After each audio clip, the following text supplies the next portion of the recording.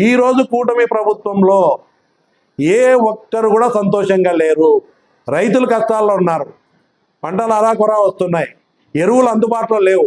ఎప్పుడు జగన్మోహన్ రెడ్డి గారు నాయకత్వంలో ప్రభుత్వంలో ఎప్పుడైనా రైతులు రోడ్ల మీదకి వచ్చినారా? ఎక్కడ రాలే. రైతులకు ఏం కావాలన్నా రైతు భరోసా కేంద్రాల ద్వారా వారి అందజేసినటువంటి ఘనత, ఎరువులు విత్తనాలు అమ్ముకునే దానికి కూడా రైతులు మోసపోకుండా దళారీల బారిన పడకుండా బ్రహ్మాండంగా ప్రభుత్వమే నిధి కేటాయించి కొనుగోలు చేసి గిట్టుబాటు ధర కల్పించింది. ఈరోజు కొనేవాళ్ళు లేడు. ఉల్లి అందు పడేస్తున్నారు, టమాటా పడేస్తున్నారు. రైతులు అమ్ముకోవాలంటే మిర్చికి లేదు ధర, శనగకు లేదు, ఏ పంటలకు గిట్టుబాటు ధరలు లేవు. ఈరోజు అన్నదాత సుఖీభవ అన్నారు, ఇవ్వలేదు. ఈ 2వ సంవత్సరం 40,000 ఇవాళ 5,000 ఇచ్చినారు. ఈరోజు మిగతా వర్గాలు విద్యను నిర్వీర్యం చేస్తున్నారు. అదేవిధంగా వైద్యాన్ని అమ్ముకుంటున్నారు ప్రైవేటు వ్యక్తులకు.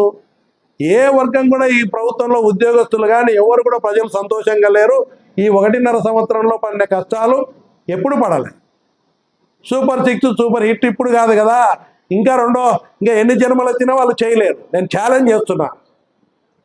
ఇప్పుడు ఆల్రెడీ ఫెయిల్ అయినారు, 1 సంవత్సరం ఇవ్వనేలే. నేను ఛాలెంజ్ చేస్తున్నా, సూపర్ హిట్ సూపర్ 6 అనేది సూపర్ హిట్ వాళ్ళ జన్మలో చేయలేరు. 3 కాదు కదా, జగన్మోహన్ రెడ్డి గారు ఇచ్చిన మేనిఫెస్టో ఒక్కడే చేసినాడు. ఈ రాష్ట్ర దేశ చరిత్రలో ఇచ్చిన మేనిఫెస్టో అమలు చేసిన ఏకైక నాయకుడు Jaganmohan Reddy. Super 6 super hit అని ఏమీ చేయకుండా డబ్బా కొట్టుకునే కూటమి మాటలు నమ్మే పరిస్థితే లేదు.